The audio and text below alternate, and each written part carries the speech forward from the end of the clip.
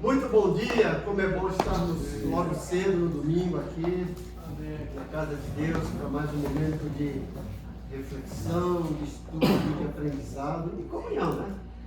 Hoje nós mudamos um pouquinho o layout,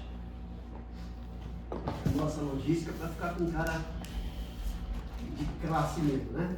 Você está mais com cara de uma reunião aqui de executivos, né? E ninguém quer sentar aqui perto do pastor, todo mundo passa até mesmo, né?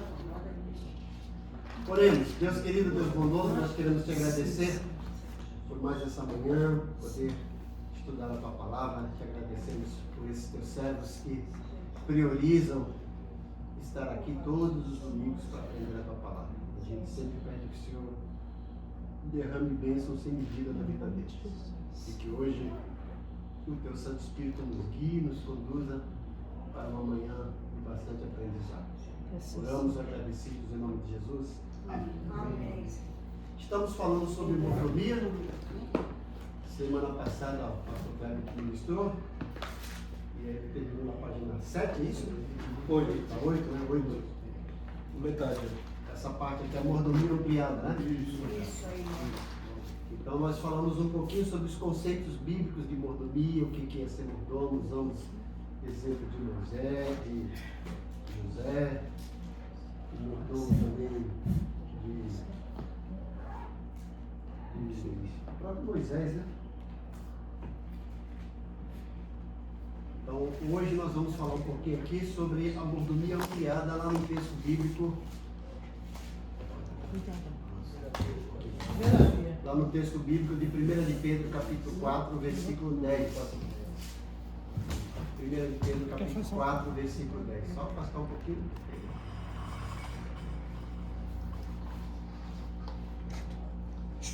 Esse texto aqui dá uma visão ampliada. Depois nós temos Timóteo, 1 Timóteo 4, 1, 4, né?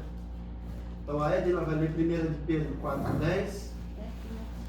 Pode ler? E o diácono Adelson, 1 de Timóteo 1, 4. Pode ler.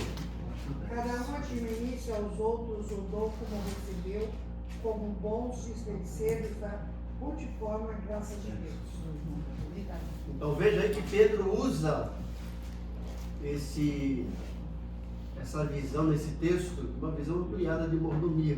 Ele usa o termo aí despenseiros, que é a ideia de serviço. Ele fala, ó, cada um use o dom, não é isso, velho? Lê de novo. Cada um administre aos outros o dom como recebeu, como bons dispenseiros da multiforme graça de Deus. Olha que coisa interessante. Cada um administre o dom como recebeu aos outros, né? Como bom despenseiro.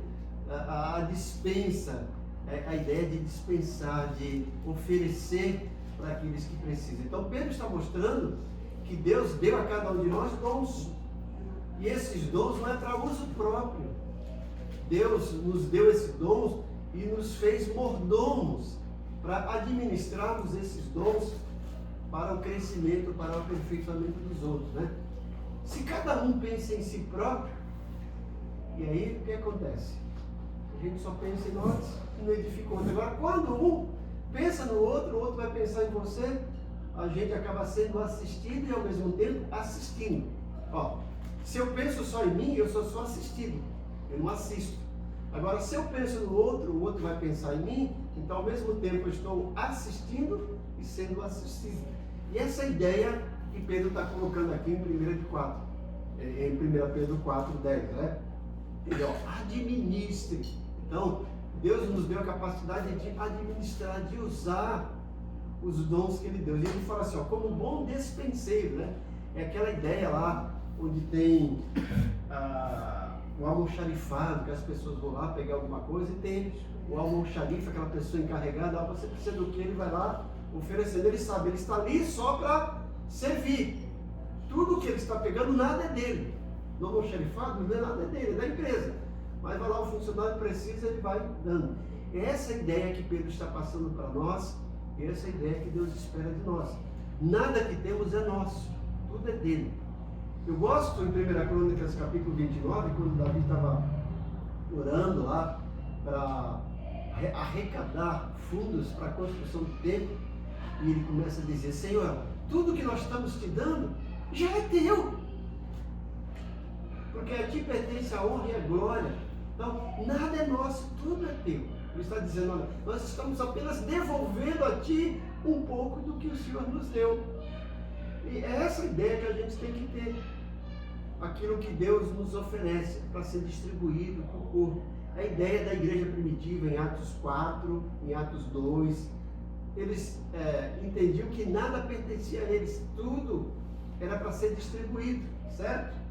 O outro texto, além de Pedro usar 1 de Pedro 4,10, Paulo, quando se dirige ao seu filho na fé, e agora pastor Timóteo, na 1 de Timóteo capítulo 1, versículo 4, ele usa também, Diácono Adelso. Nem se ocupem com fábulas de analogias sem fim. Essas coisas mais promovem discussões do que o serviço de Deus na fé. 1 Timóteo 1,4, é isso mesmo, né? Lê de novo, deixa eu ver se eu errei. 1 Timóteo 1, versículo 4. Lê de novo, deixa eu ver se eu... Nem se ocupem com fábulas e genealogias sem fim. Essas coisas mais promovem discussões do que o serviço de Deus na fé. O serviço de Deus da fé. Essa é a ideia aqui, é o serviço. Nós estamos aqui para servir. Então ele usa esse termo serviço, certo? Voltando aqui para a apostila, irmão Augusto e irmã Marisa, aí, página 8, né? Ó, a exigência feita aos mordomos de Deus, assim como aos mordomos dos homens, e a fidelidade, é a fidelidade. Está aí, né? Mas é a fidelidade. Isso é, administrar aquilo que lhes foi confiado, de acordo com as instruções recebidas. Então Deus espera que cada um de nós seja fiel na nossa mordomia, na administração daquilo que Deus nos deu para servir ao próximo, para servir a igreja, para servir ao corpo de Deus. A ênfase moderna na mordomia dos bens, embora seja verdadeira, pode tender a obscurecer o fato de que a mordomia básica do cristão é a do Evangelho e inclui o modo de utilizar toda a sua vida e não somente o seu dinheiro. Então, a ideia do Evangelho é que tudo que nós temos e somos é para ser usado para o benefício do reino de Deus. Por isso, como Jesus está ensinando no Sermão do Monte, que alguns falam, o Sermão do Monte é no capítulo 5. Na realidade, o Sermão do Monte começa no capítulo 5, ele só vai terminar no capítulo 7. E lá no capítulo 6, versículos 19 e 20, Jesus fala assim, não ajunteis para vós tesouros na terra, onde a traça e o ferrugem corroem e consomem, e o ladrão rouba e muda. Mas ajunteis para vós tesouros no céu, onde nem a traça nem o ferrugem corrói e consome, nem o ladrão rouba nem muda. Ele fala, porque onde está o teu tesouro, ali está o teu coração. Ele sintetiza lá no versículo 34, último, né? 33. Mas buscar em primeiro lugar o reino de Deus e a sua justiça. E as outras coisas não serão acrescentadas. Então, Jesus está mostrando isso para a gente buscar o reino de Deus. E a gente pensa que o reino de Deus é só lá no céu, é aqui na terra também. Nós estamos aqui vivendo o reinado de Deus, porque Ele é rei de todos e em todo lugar. E nós estamos aqui como mordomos, como administradores do Senhor, que é o nosso soberano. Então não é apenas o nosso dinheiro, os nossos bens, é a nossa vida, os nossos dons e talentos, certo? Deus não deu dom para a gente achar que é exclusivo nosso para o nosso benefício. Paulo deixa isso bem claro em 1 Coríntios 12, em 1 Coríntios 14 e outros textos também, como Romanos 12. Bom, vamos agora sobre o valor da mordomia na vida cristã. Como os bons mordomos de Deus, devemos, antes de tudo, tomar consciência de 3 verdades básicas. Então, primeiramente, a gente tem que ter ciência, tomar consciência disso, dessas 3 verdades. Primeiro, o senso do sagrado. Com essa verdade em mente, deixará de existir em nossa vida a diferença artificial que, em geral, se faz entre atividades espirituais e seculares. Eu vou explicar isso já, deixa eu acabar do meu parágrafo, né? O cristianismo não será mais uma atividade que tome de nós certos dias e horas, cada minuto de nossa vida será sagrado, porque pertence a Deus. Nosso trabalho deixará de ser uma atividade mecânica e material para ser algo inspirado pela graça de Deus. O mordomo fiel, despertado por uma visão nova e mais ampla, verá Deus e sua mão em lugares e coisas que lhe pareciam despidas de caráter espiritual. O lar e o local de trabalho participam dessa esfera sagrada, porque Deus está em toda parte como Criador e Preservador. Estamos cooperando com Deus no desenvolvimento e progresso de um mundo criado e mantido por Ele mesmo. Quando Jacó fugia de seu irmão, teve a visão maravilhosa de uma escada, cujo topo tocava os céus, e pôde ver o Senhor no seu trono de glória. Ao despertar do sono, ele exclamou: na verdade, o Senhor está nesse lugar e eu não sabia. Coisa bonita, né?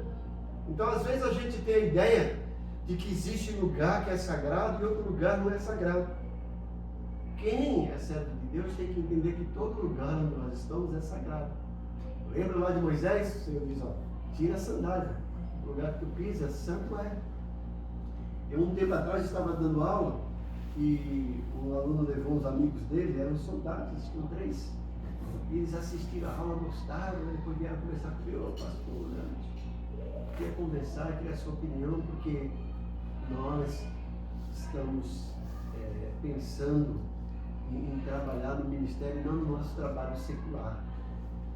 E eu falei: mas qual a ideia de vocês de trabalho ministerial e trabalho secular? Não, eu trabalho aqui com muita coisa. Eu falei assim: você já percebeu que onde você está trabalhando é um exercício ministerial? Por exemplo, vocês como PMs, vocês têm a oportunidade de alcançar policiais que, às vezes, em hipótese alguma, vão na igreja. Não querem saber de igreja, mas lá no dia a dia vocês podem estar exercendo o ministério, falando de Jesus para eles. Até citei o caso dos PMs de Cristo que nasceu assim, o PM que se converteu, foi lá falando de outra, começou esse trabalho. Então a gente às vezes acha: não, tem que ser lá na igreja, tem que ser naquele lugar que a gente vai ministrar, e aqui não, meu, aí faz essa divisão. Ó, isso aqui é meu trabalho secular, isso aqui é meu trabalho ministerial. Tudo é uma coisa só. Como bom mordomo, eu tenho que entender que lá na minha vizinhança, Deus está me usando, tá? Eu não preciso ser pastor, mas de certa forma eu estou pastoreando aquela pessoa, aconselhando, evangelizando. Lá no meu trabalho a mesma coisa, na escola a mesma coisa, né? Quando eu estou no momento de lazer, jogando futebol, a mesma coisa. Quando eu tenho o senso de que todo lugar onde eu estou é sagrado, que Deus está presente e que eu não estou ali por acaso, eu preciso fazer essa diferença e demonstrar no dia a dia, no cuidado com as pessoas, a presença de Deus, fazer com que a glória de Deus seja refletida neles através de nós, certo? Então, eu preciso ter esse senso de sagrado. Tudo para Deus é sagrado, é santo. O mordomo fiel, despertado por uma visão nova e mais ampla, verá Deus e sua mão em lugares e coisas que lhe pareciam despidas de caráter religioso. Não só a igreja, mas o lar e a oficina de trabalho participam dessa esfera sagrada, porque Deus está em toda parte como Criador e Preservador. Não haverá mais coisas lícitas aqui e ilícitas acolá, porque todo lugar que a planta de nosso pé pisar será a terra santa. Como a gente falou no texto de Êxodo 3, de 1 a 5, né? Mas vamos ler esse texto? Pedir para a Bia ler. Eu assisti um filme uma vez, eu não lembro agora, era um filme, um rapaz que era evangélico, e ele entendeu que ele precisava fazer diferença na escola, né? Êxodo 3, 1 a 5. E o que ele fez, né? A princípio era aquele meu rebelde, mas Deus começou a tratar no coração dele. Um dia ele foi para a escola, começou a procurar aquelas pessoas que, na hora lá do intervalo, ele se sentia excluído, afastado. Tinha uma menina lá que era bem assim. Então ele chegou, sentou do lado dela, eu achei estranho, o cara a princípio era meio popular, né? E depois senta com ela e os outros começaram a debochar, né? E começou a partir de aquele dia, sempre sentar com ela para fazer refeição. Depois outras pessoas foram chegando, começaram a falar de Jesus, começaram a orar e fizeram um núcleo de oração na escola e muitas pessoas foram alcançadas através dessa atitude desse amigo, sozinho, com medo, fazendo isso. Vamos lá, Êxodo 3, de 1 a 5, quem que vai ler? Eu. Certo dia Moisés estava cuidando do rebanho de seu sogro sacerdote de Midian. Ele levou o rebanho para o deserto e chegou ao Sinai, o monte de Deus. Ali, o anjo do Senhor lhe apareceu no fogo que ardia no meio de um arbusto. Moisés olhou admirado, pois embora o arbusto estivesse envolto em chamas, o fogo não consumia. Que coisa espantosa, pensou ele. Por que o fogo não consome o arbusto? Preciso ver isso de perto. Quando o Senhor viu Moisés se aproximar para observar melhor, Deus o chamou do meio do arbusto. Moisés, Moisés, aqui estou, respondeu ele. Não se aproxime mais, o Senhor advertiu. Tire as sandálias dos pés, pois você está pisando em terra santa. Estava lá no deserto cuidando das ovelhas do seu sogro, né? Chega um lugar comum, daqui a pouco ele vê algo sobrenatural, ele se aproxima. E aí o anjo fala, tira a sandália dos seus pés, você está pisando em lugar santo. Então, às vezes, um lugar que a gente menos espera ser sagrado, para Deus tudo é sagrado, Deus está ali. E a gente precisa aproveitar essas oportunidades e entender que Deus nos usa em qualquer lugar. Se a gente está lá mesmo no leito de hospital, Deus vai nos usar. Paulo, na cadeira, dizia assim, eu sou embaixador em cadeia. Não estou aqui por acaso, eu sou embaixador em cadeia. Então a gente pode ser embaixador na UTI, embaixador no hospital, né? Embaixador no campo de futebol, na escola, embaixador na vizinhança, embaixador na cozinha, em qualquer lugar. Então, primeiro, a gente tem que tomar ciência do senso de sagrado. Tudo para Deus é sagrado. Segundo, o nosso senso de responsabilidade. A letra B na apostila. Senso de responsabilidade. Perante nós está um mundo criado por Deus, com tudo que nele há, por cujo desenvolvimento somos responsáveis. Aqui estamos nós criados à imagem de Deus e tendo que prestar contas da nossa vida em toda a riqueza de suas manifestações. Aqui estão almas sem conhecimento da graça salvadora de Cristo, as quais nos cabe levar as boas novas. Tremendas são as nossas responsabilidades como mordomos de Deus. Eu não sei se é o Salmo 115, versículo 16, ou o Salmo 116, versículo 15. Vamos dar uma olhada lá. O Senhor pertence os céus e a terra ele deu aos seus filhos, né? Salmo 115. Ou é o 115, 16 ou o 116, versículo 15? 115, 16. Olha lá. 115, 16. Ó, os céus. Show aí,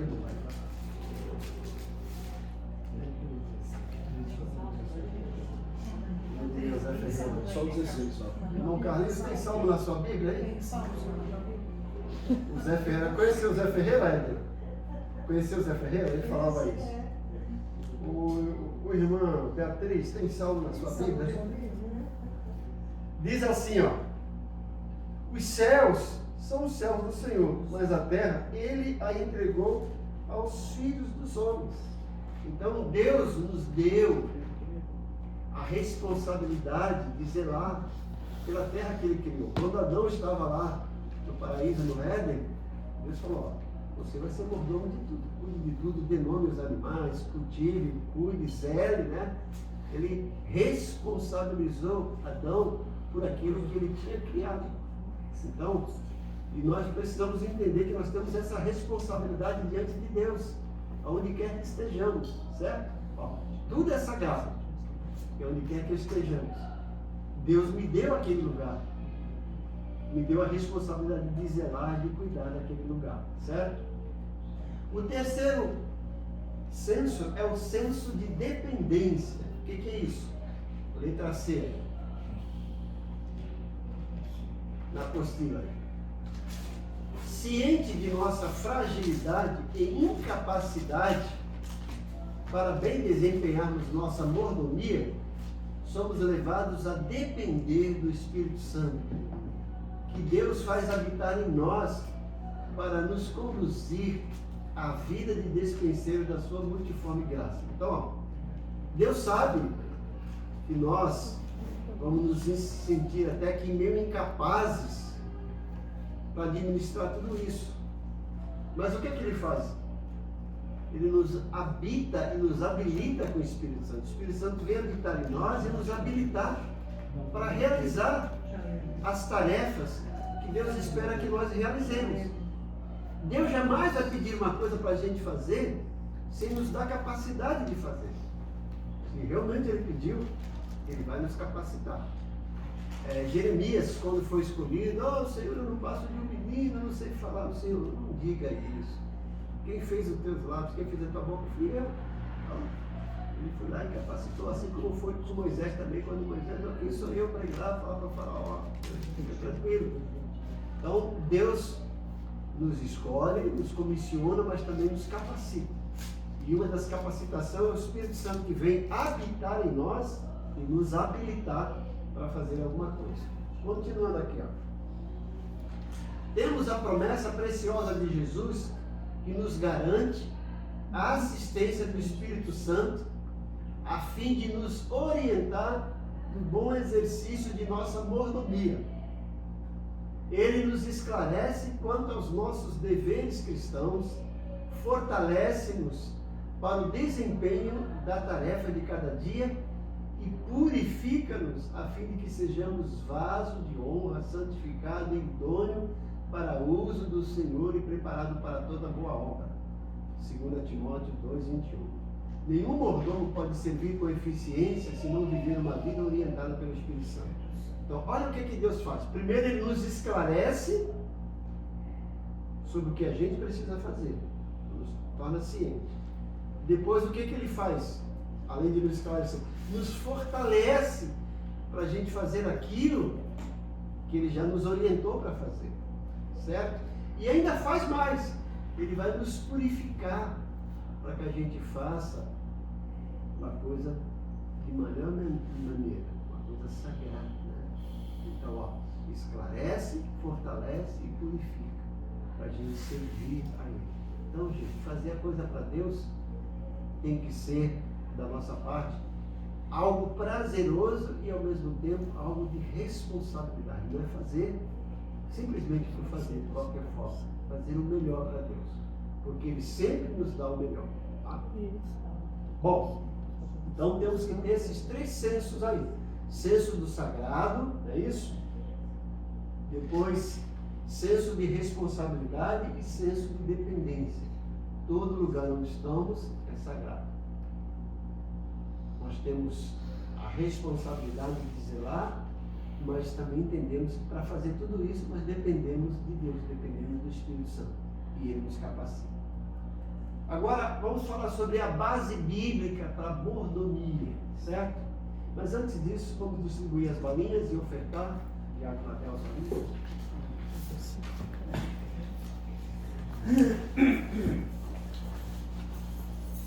Hoje nós temos bala de café e de coração de morango. Vocês escolhem uma de cada ou duas, só de uma, ou que vocês quiserem.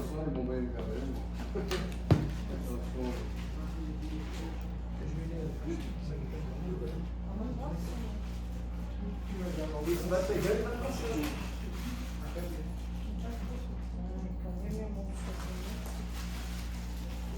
Faz o ofício. Obrigado.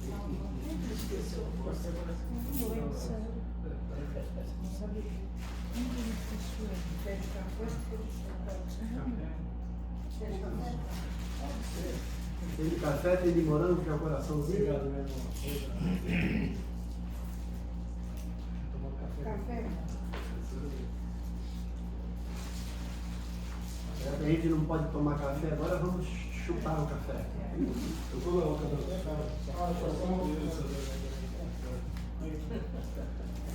Obrigado, meu amor. Toma café coração, porque café faz bem pro coração. Cafezinho? Eu fico essa aqui. Obrigada. Eu vou tomar café. Fico essa aqui que dá para muito café, muito. Deus multiplica.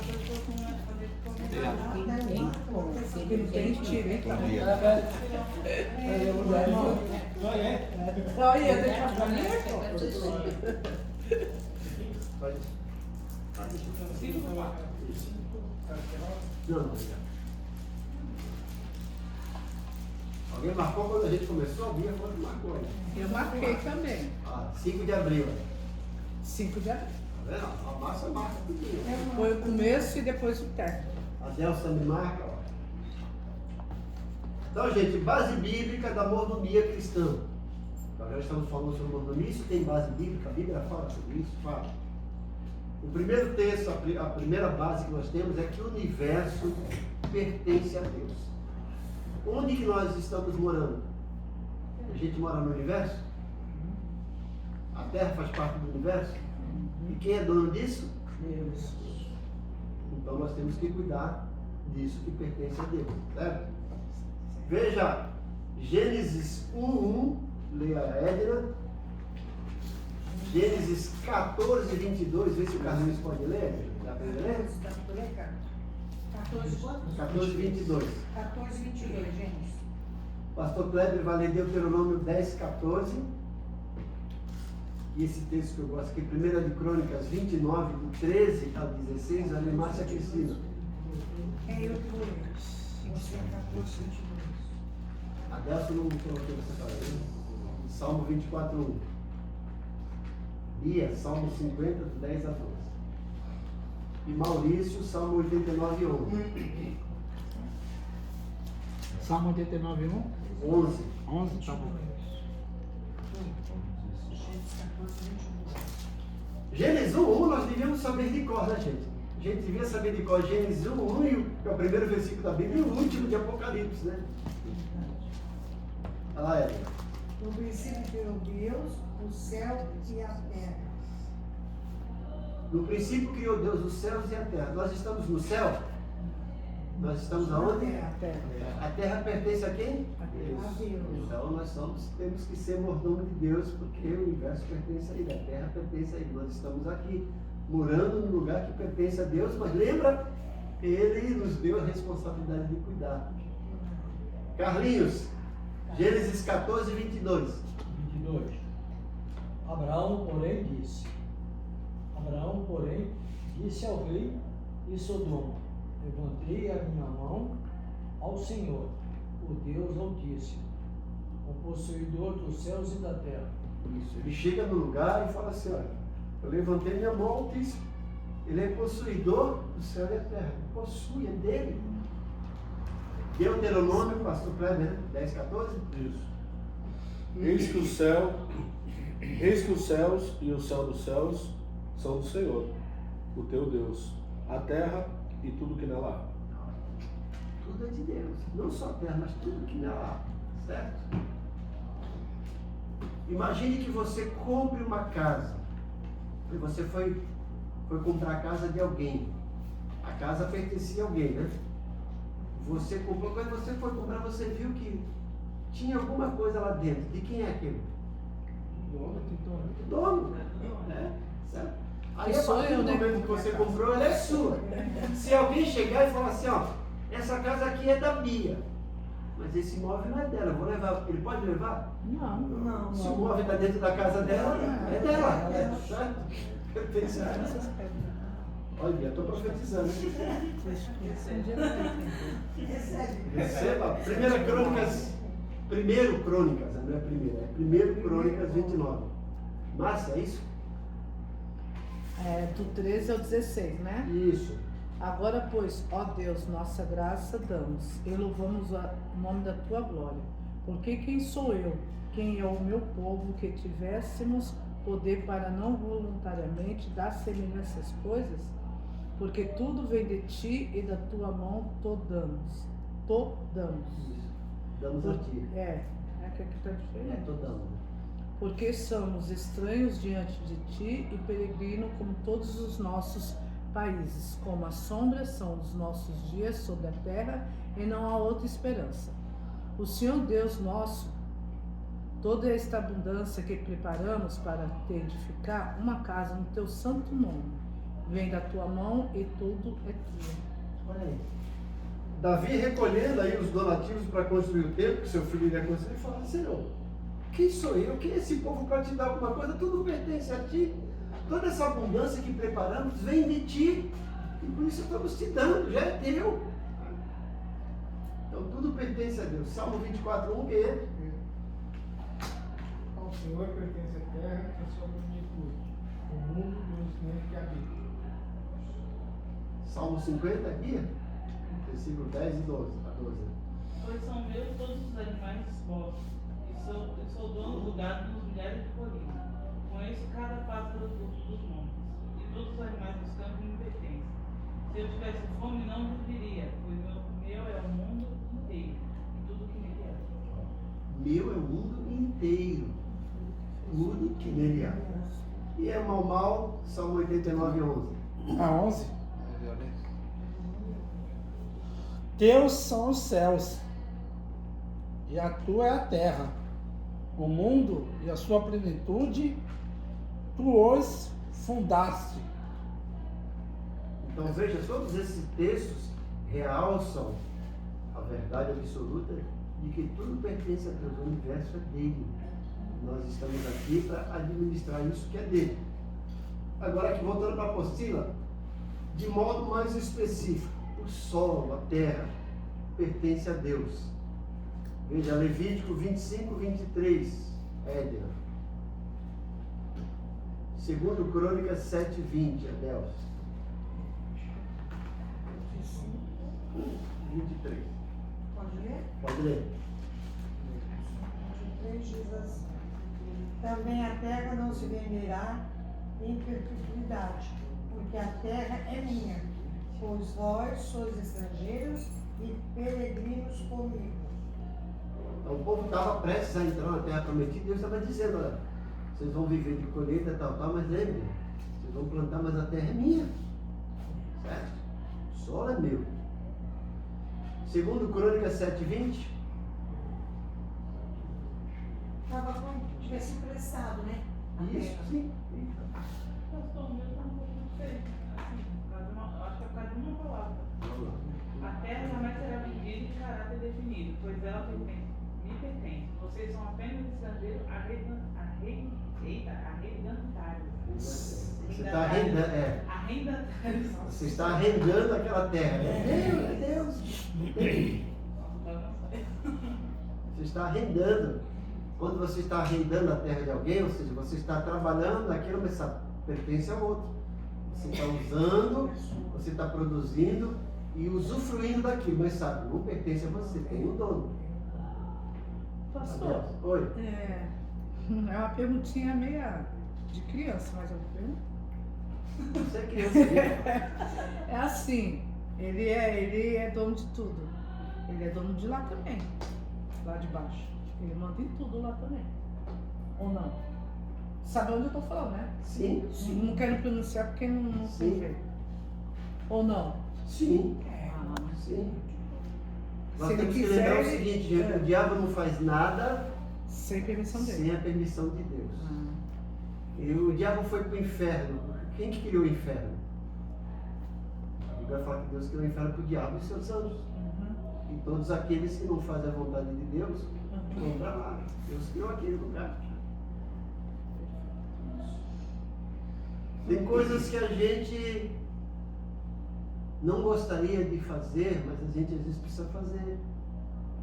Disciplinar os nossos filhos. Ninguém gosta de disciplinar, mas precisa fazer o bem deles. Certo? Segundo Crônicas 7:20. Então os arrancarei da minha terra que lhes dei, e lançarei para longe da minha presença desse templo, que santifiquei ao meu nome.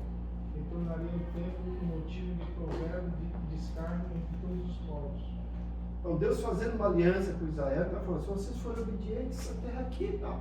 Agora, se forem desobedientes, eu vou tirar vocês da terra que eu dei para vocês, mas a terra é minha. Certo? Bom, o solo pertence a Deus. Os minerais e tesouros que a terra e o mar escondem também pertencem tudo a Deus. Veja o Salmo 95, versículo 5. Vê se o Carlinhos pode achar aí. 95, tá, Salmo. Salmo 146, 6, pastor Kleber.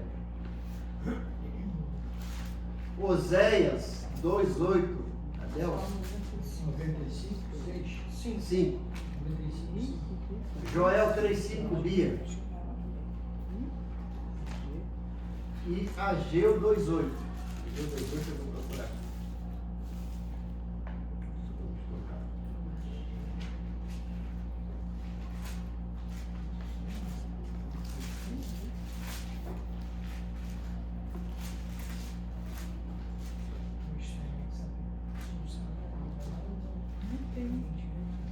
Achou aí o Carlinhos? Já achou. Pode ler. Seu é o mar, pois ele o fez, e as suas mãos formaram a terra seca. Isso.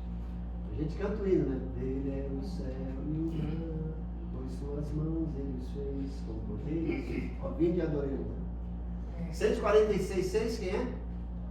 Sou. Que fez os céus e a terra, o mar e tudo que nele há, e mantém para sempre a sua fidelidade. O céu e a terra e tudo que nele há. Oséias 2:8, quem é? Ele falou velho. É Joel. Ah, desculpa. É Joel. Ela não reconheceu que fui eu que lhe dei o trigo, o vinho e o azeite. Fui eu que lhe multipliquei a prata e o ouro, que eles usaram para Baal. Isso. Deus falando aí sobre o povo dele que foi infiel, usando as coisas que Deus tinha dado, usando para outros deuses. Joel 3:5, Bia.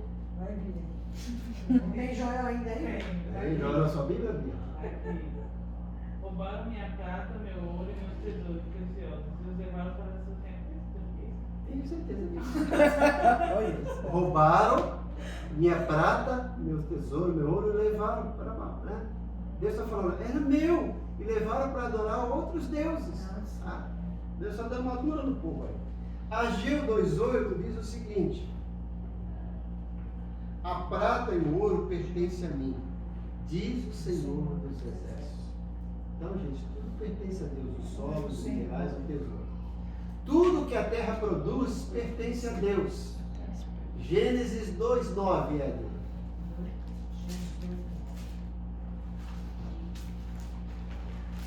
Salmo 104:24, Márcia Cristina. E Jeremias 5:24, Maurício.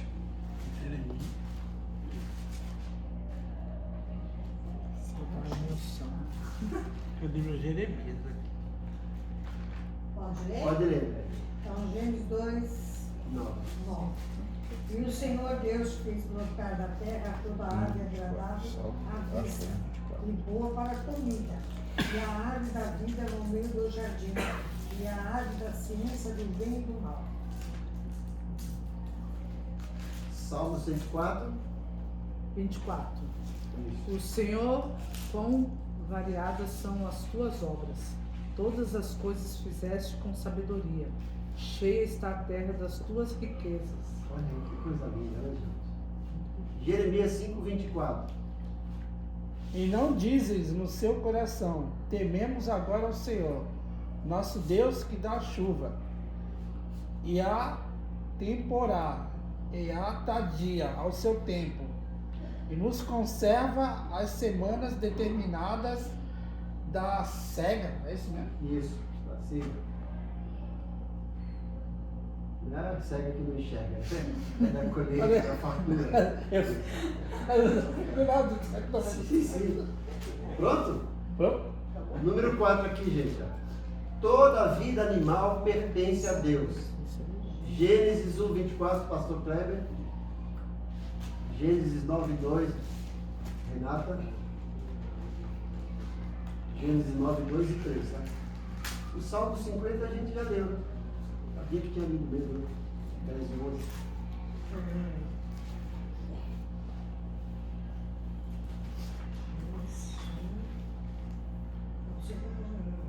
Pode ler? Pode ler.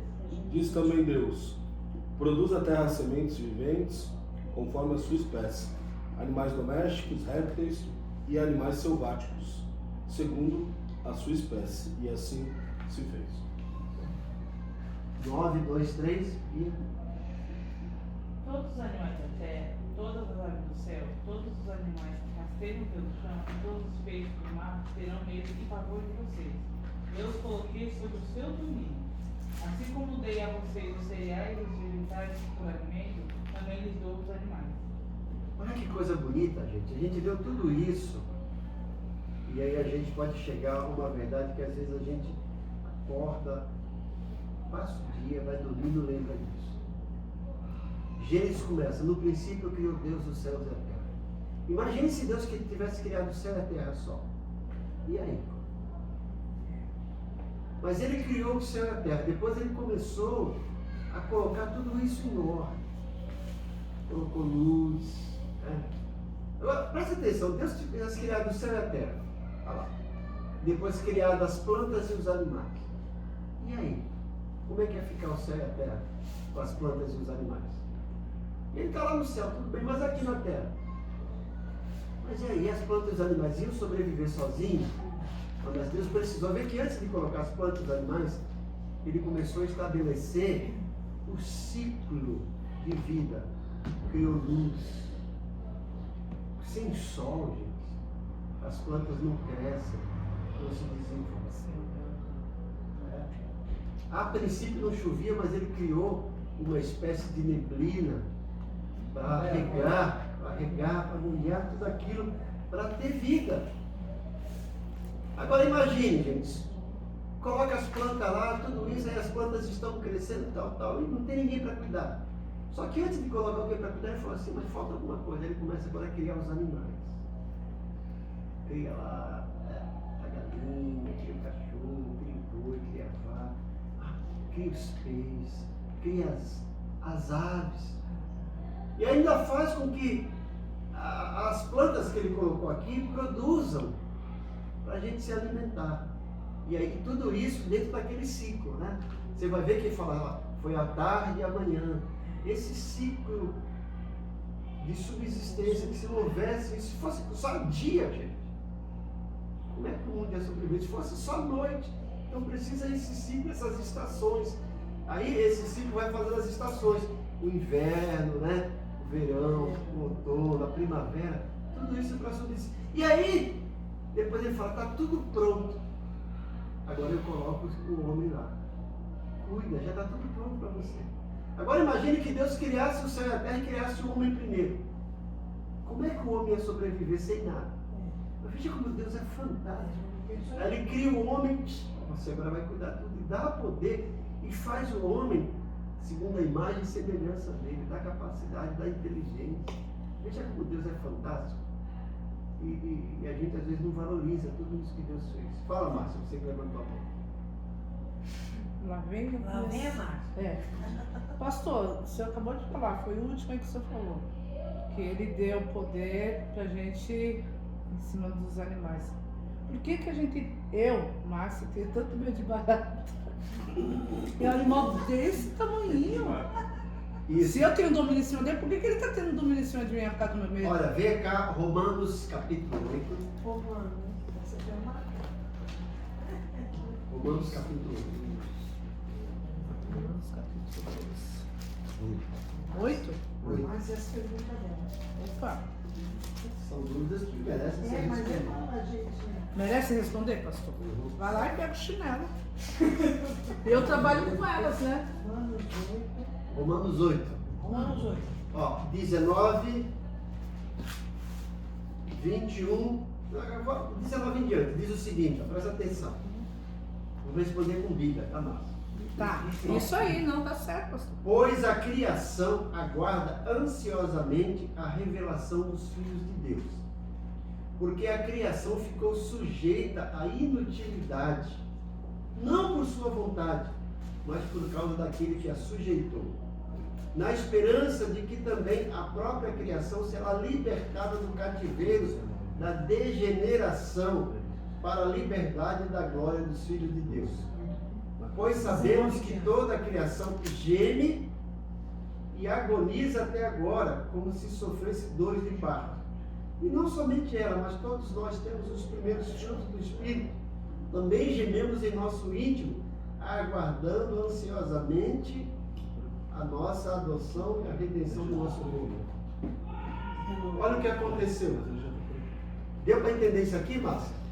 Agora vamos para Gênesis 3. Eu não entendi não. Não entendeu? Eu não. É, pastor. Ó, Paulo está dizendo o seguinte, ó. Paulo está falando assim, toda a criação, o mundo, está gemendo, está agonizando, esperando o dia da redenção final. Paulo está dizendo que esse mundo está num processo de, a gente chama aqui de depravação, num processo de decomposição. Paulo está dizendo que tudo que está acontecendo é como se a natureza estivesse gemendo, sentindo dor. Ele está colocando aqui um aspecto humano na natureza. Ele está dizendo, ó, o mundo está em agonia, o mundo está sofrendo, o mundo está enfermo. Deu para entender isso? Está dizendo, o mundo está enfermo e está aguardando o dia da redenção em que tudo isso vai deixar de existir, vai ser curado. Agora, por que o mundo está assim? Vamos lá para Gênesis 3. Gênesis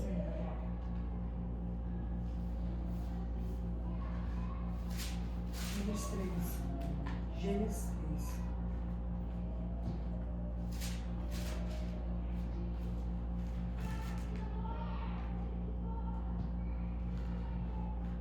Pegou aí, Márcia? Gênesis 3. Uhum. Tem dentro dele?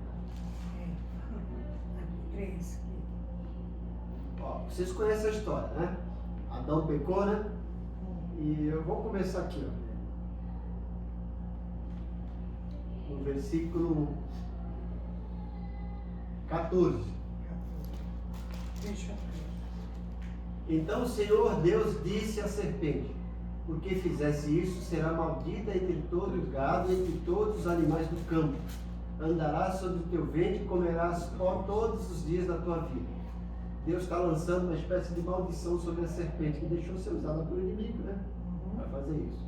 Agora 15, ó, porém inimizade entre ti e a mulher, entre a tua descendência e a descendência dela. Ela te ferirá a cabeça e tu lhe ferirá o calcanhar.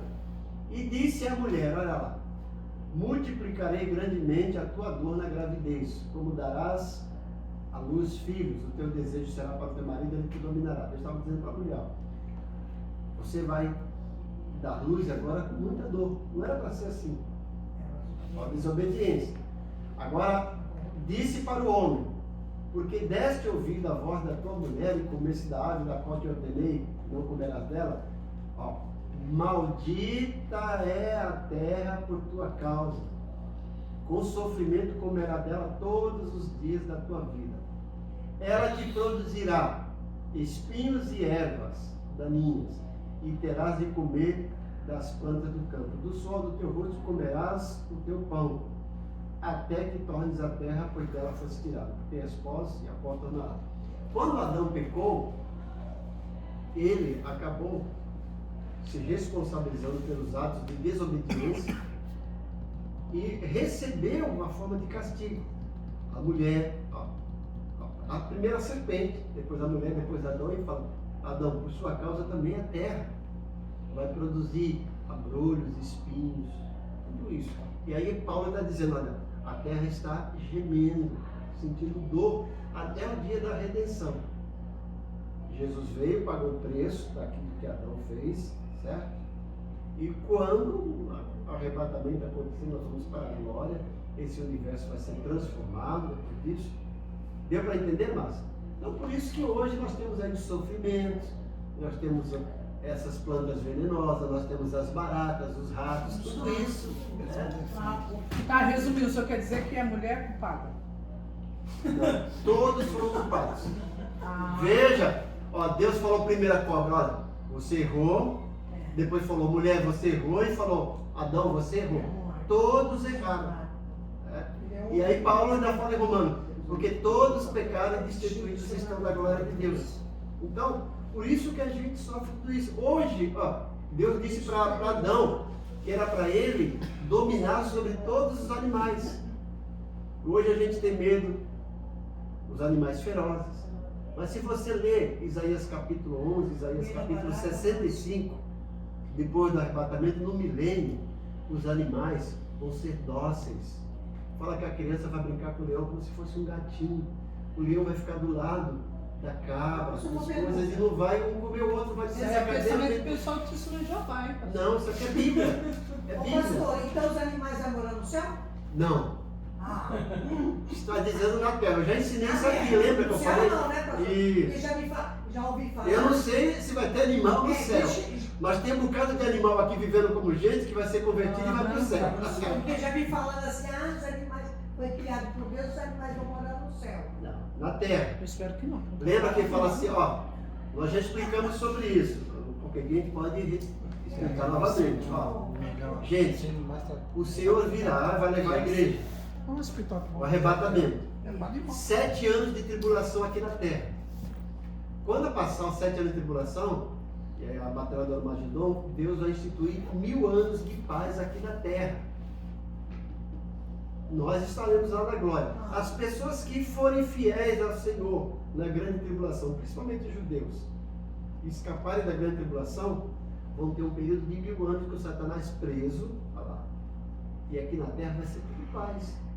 Os animais agora não vai ter essa ferocidade. Está lá em Isaías 11, Isaías 65. É isso, pastor Cláudio? Milênio, né? Nós estaremos lá. E o povo aqui na terra, com uma vida como se fosse Adão no paraíso, para viver mais tempo.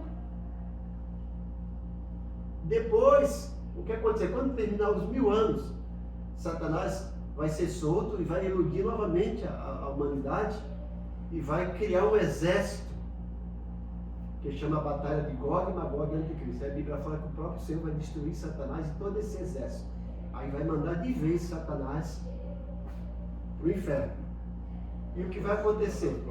Aqui vai ter a eternidade aqui na terra. Esses que foram fiéis vão viver aqui na terra eternamente, sem mais problema. Nós lá no céu. Tá? Nós trabalhamos um tempão aqui explicando tudo isso. Ih, deixou pra minha cabeça. E a gente pode viver de novo. Gente, quando você lê Apocalipse, você vai ver tudo isso. No futuro, nós vamos ter 3 tipos de povos vivendo em 3 lugares diferentes. Ó, quem é fiel a Jesus está aqui na terra. No final, antes da grande tribulação, o Senhor leva para o céu e a gente vai estar lá. O corpo Ele só vai vir glorificado. mais uma vez só. Ele vai vir em 2 etapas. Ele vai vir em 2 etapas. A primeira etapa é nas nuvens, que Sim. ninguém o verá, para arrebatar a É o igreja. arrebatamento. Isso, E certo. depois? Aí 7 anos de grande tribulação. No final dos 7 anos, ele vai pisar na terra. Ai, meu Deus. Está lá Zacarias capítulo 14, certo? Capítulo 12, para travar a batalha do Armagedon, para destruir o exército do anticristo. De forma visível, que a Bíblia fala, todo olho verá. Vai destruir toda a maldade do anticristo e todo aquele que não quer nada com o Senhor. E aí vai instaurar o milênio, 1000 anos de paz aqui na terra. Quem que vai ficar aqui na terra? Quem ficou na grande tribulação e foi fiel, conseguiu sobreviver. Só gente boa, 1000 anos. Só que durante esses 1000 anos vão se reproduzir. Satanás vai estar preso, certo? Só que no final Satanás vai ser solto para enganar a multidão. Apocalipse capítulo 20 vai dizer isso. Aí ele vai levantar mais um exército de pessoas para combater o povo de Deus, que fala que é a batalha de Gog e Magog e o anticristo. Aí a Bíblia fala em Apocalipse que o Senhor vai derrotar de uma vez por todas. E aí vem Apocalipse 21, que é o julgamento do trono branco. Aí é quando ele vem na terra. Não, o julgamento do trono branco. Ele já veio fisicamente, certo? Sim, é. Agora isso aqui é o julgamento do trono branco. A Bíblia fala que quem é que é esse julgamento do trono branco? Quem que vai ser julgado? Só mortos. Só mortos que morreram sem Cristo, Você vai ver no Apocalipse 21 e 22. Eles ressuscitarão para ser julgados, para ser condenados.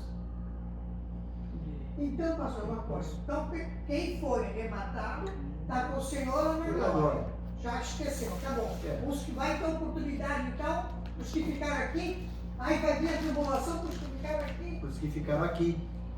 Só que aquilo, ó, veja, se hoje, sem tribulação, muitos não querem Jesus, imagine que a tribulação que, se falar de Jesus, tem que adorar a besta, tem que ter o número da besta. É difícil, certo? Nossa, eu nunca tive esse esclarecimento. Nós estudamos aqui, ó, Esses anos todos de crente, eu nunca tive esse conhecimento assim. nós temos uma apostila aqui de Hoje? escatologia que nós estudamos aqui, não foi massa? Um tempão com slide e tudo, com um toque de trombeta, com Foi. som Ah, eu sonoro. precisava desse instrumento, eu nunca A gente tive. volta a ter de novo. Fala, Bonifácio. Pastor, falando em anticristo, perdoe os irmãos a minha pergunta idiota, mas por acaso ele não já está agindo lá em cima não com aqueles cabelos louros bonitos? Bom, primeiro a gente não sabe nem se ele tem cabelo loiro. Eu acho que ele é. Será que o senhor entendeu a minha... Entendi, né? Perdão aos Sim, sim. demais? Existem muitas hipóteses de quem é esse Meu anticristo. Deus do céu. É. A Bíblia fala, se você ler, nós estudamos isso, 2 Tessalonicenses capítulo 2, Paulo fala que ele só vai aparecer, se manifestar, quando a igreja for arrebatada. Ele fala, quando aquilo que o detém for tirado, ele vai se manifestar e vai receber poder de Satanás para realizar milagres e maravilhas de engano, para iludir o povo. Então, tem várias hipóteses aí. Já falaram que era Emmanuel Macron, alguns acham que é o Donald Trump, já falaram até que é Lula. Que nem Muitos tem cabelo pastores falam que a comprido, gente vai passar tem cabelo por comprido, a gente não sabe se tem. Eu não creio nisso. Vai na tese que nós não vamos É. passar. Quando eu dou essa aula de escatologia que eu ensinei aqui, a gente colocou as 3 hipóteses aqui, né? A pré-tribulacionista, que eu creio que nós não vamos passar pela grande tribulação, os outros que creem que a igreja vai passar e vai ser arrebatada na metade da grande tribulação, e outros que falam que a igreja vai passar, tá? A gente coloca tudo isso para a gente mostrar para vocês as possibilidades. Aí eu defendo essa minha tese mostrando lá, passo a passo, o que a gente acredita, tá? Mas, para terminar aqui, gente, o último parágrafo, antes do homem pertencer a Deus, ó. Depois de haver completado a obra da criação, Deus colocou Adão no jardim aprazível e aí ele confiou as coisas criadas. Aí está o texto aqui. E tomou o Senhor Deus o homem e o pôs no jardim do Éden para o lavrar e o guardar. Então Adão não era para ficar lá só de boa vida, não. Para cuidar, lavrar, guardar. Deus nunca entregou os títulos de propriedade a Adão ou a outro qualquer representante da raça, mas conservou-os para si mesmo como criador. Adão era simples mordomo, ele estava cuidando do que era Deus. Cuida aqui. Estou deixando você usar, pode usar tudo, mas o dono sou eu. Tá? O homem só poderia ter direito de propriedade sobre aquilo que ele pudesse criar. Entretanto, nunca homem algum jamais foi capaz de criar qualquer coisa. Tudo que ele pode fazer é utilizar-se das coisas já criadas, adaptá-las e combinar as forças e os elementos criados por Deus. Então, nenhum homem pode criar algo diferente. Nós falamos aqui uma vez, usamos os 2 verbos, criar e criar. Quando a gente cria hoje, a gente cria a partir de alguma coisa que já existe. Quando Deus criou do nada, não tinha nada. Ele fez. Então tudo que a gente cria hoje, já é usando alguma coisa que existe. Então a gente não tem poder para criar do nada, só Deus. Tá? É isso que a gente quer dizer aqui.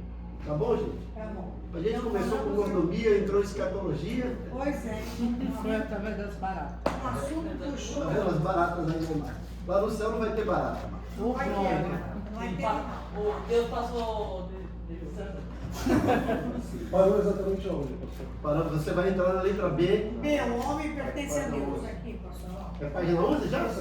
Já olhamos tudo isso, letra B. Página 11, tá aqui, O ó. homem pertence a Deus. Nós vimos que o universo pertence a Deus, você pode recapitular. E agora, a semana que vem, vamos ver que o homem pertence a Deus. Vamos orar? Pai querido, nós queremos te agradecer por essa aula, por esse teu povo que se fez presente. queremos também te pedir pelo culto da noite que seja marcado pela sua presença. E agora que os teus anjos nos levem, nos acompanhem pelos nossos lares, nos dê um dia maravilhoso e que o Senhor nos traga de volta à noite para o culto de louvor e agradecimento a Ti. Nós oramos agradecidos em nome de Jesus. Amém. Que a graça do Senhor Jesus, o amor de Deus Pai e a comunhão do Espírito Santo seja com todos. Ebenezer? Aí, gente,